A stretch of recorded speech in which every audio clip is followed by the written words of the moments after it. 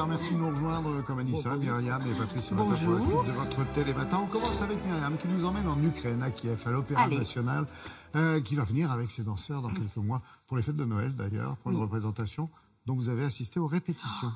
C'était merveilleux, Laurent. C'est mes yeux de petite fille qui vous parlent. Mais alors, effectivement, donc il s'agit du ballet Casse-Noisette, un chef-d'œuvre classique qui a été composé par Tchaïkovski en 1892. Et d'ailleurs, à l'époque, quand il a composé, il s'est dit que ce ballet aurait un succès à peu près de 2 ans. Ouais. Bon, ça fait presque 2 siècles. Donc... Une durée de vie à l'époque. Durée de vie aussi, c'est vrai, c'est vrai. Et c'est une histoire, l'histoire de Casse-Noisette, elle a été inspirée de l'écrivain français Alexandre Dumas, qui lui-même s'est inspiré des contes d'Hoffmann. Donc vous voyez, c'est vraiment une histoire qui date pas... Ils écoutaient tous la même radio, en fait. C'est une histoire qui date pas d'hier, mais qui a toujours son succès aujourd'hui. Il y a tellement de troupes qui reprennent Casse-Noisette sur les planches.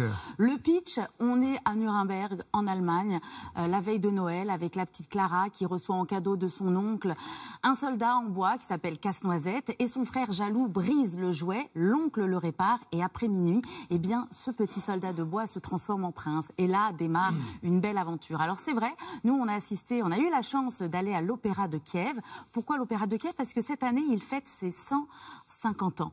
Donc on a assisté aux répétitions. On a assisté à la première représentation en exclusivité et l'histoire de cet opéra est absolument incroyable. Je vous propose de le découvrir direction Kiev.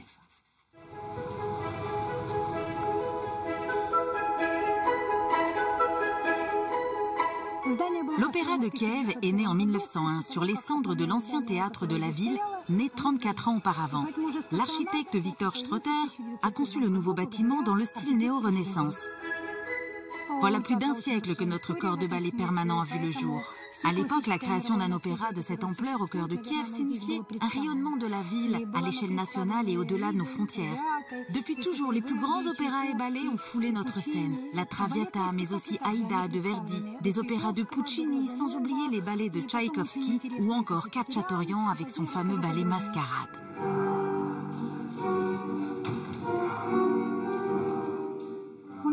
Au sein de notre opéra se trouve l'école chorégraphique d'État de Kiev. Nos danseurs de ballet sont formés ici pour faire partie de notre corps de ballet permanent. Et lorsque certains d'entre eux sont appelés à travailler à l'étranger, nous sommes heureux car ils véhiculent notre culture dans les opéras du monde entier.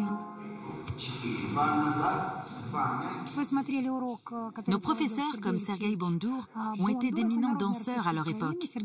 Sergueï a été danseur étoile, et les cours qu'il dispense sont influencés de ses expériences en France. L'Opéra de Paris, le savoir-faire à la française, reste une référence d'ailleurs.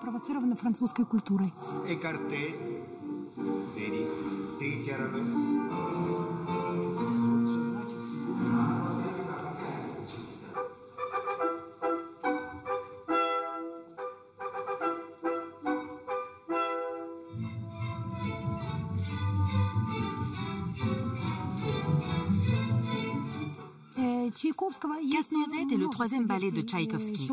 La version que nous présentons aux spectateurs s'appuie sur la version de 1986, sous la direction de Valéry Kovtun, car nous pensons qu'elle se rapproche de très près de la représentation de Tchaïkovski à l'Opéra de Saint-Pétersbourg en 1892.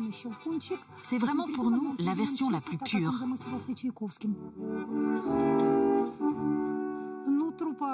Je suis très attachée à la troupe de cet opéra, car les danseurs aiment s'adapter à tous les types de danse, des grands classiques aux chorégraphies plus contemporaines.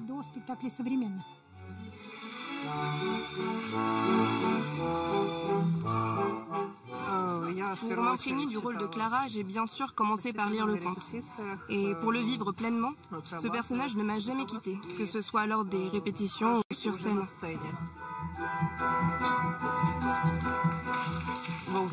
C'est la première fois que je suis danseuse principale. Et ce spectacle va bientôt arriver à Paris. Je ne me suis jamais rendue dans votre capitale. Je suis très heureuse. Et c'est une très grande responsabilité pour moi. Et j'en suis fière.